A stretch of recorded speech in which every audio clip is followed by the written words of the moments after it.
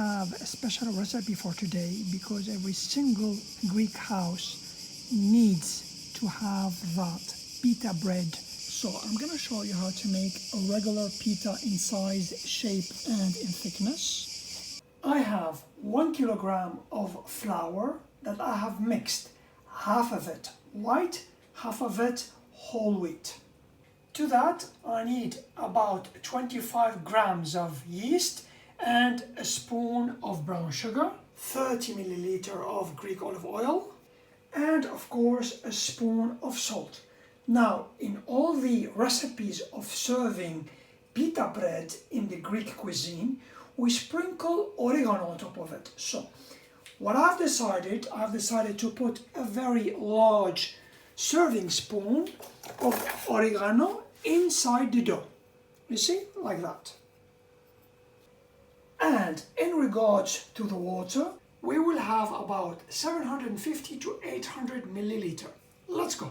We first add our salt and oregano. We mix well. Of our water, we take about a cup of that. We add to our yeast and sugar and we give a good whisk. We take a spoon of flour, that much. We put in our batter. We add another cup of water and then we give a good mix, and we need to set aside for about half an hour. We see that the yeast fermented the flour, the oil. We add the fermented yeast and the flour. We add our water.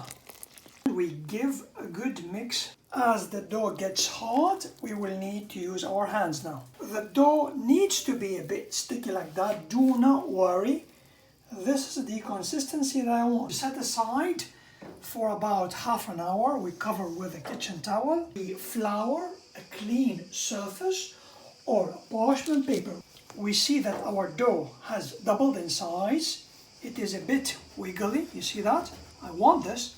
We add to it a large spoon of flour, 30 to 40 milliliter of Greek olive oil, and then I continue kneading. The consistency of the dough is perfect. We're able, you see, to shape it into round balls. Let's go. On my parchment paper, I'm going to take the dough sizes that I have separated, and I'm going to space it out like that by pressing it with my fingers in order to take the size required. Now, if it gets sticky a bit, we need to oil it with Greek olive oil. In that manner, a teeny bit of oil onto the finger, and then we press. With a knife, what we need to do is make a line that is dotted, so you drive it in, take it out, drive it in, take it out, drive it in. This is the final result. We let them rise for about 10 to 20 minutes. The diameter of each pita bread is 15 centimeter. Heat up a non-stick pan only when the pan is extremely hot. With the help of a spatula, we try to move the pita without destroying it into a pan, and we need to cover. We do not want the pita to puff up a lot, so we need to make a few of those holes again, like that. And we cover again. Exactly 2 minutes. We need to flip on the other side. 2 minutes on each side on medium to high heat. Our pita bread is perfect. It's important that we space out our pitas and let them cool down. Our pita is ready. It is crunchy and hard from the outside, yet soft and moist from the inside. Look at that.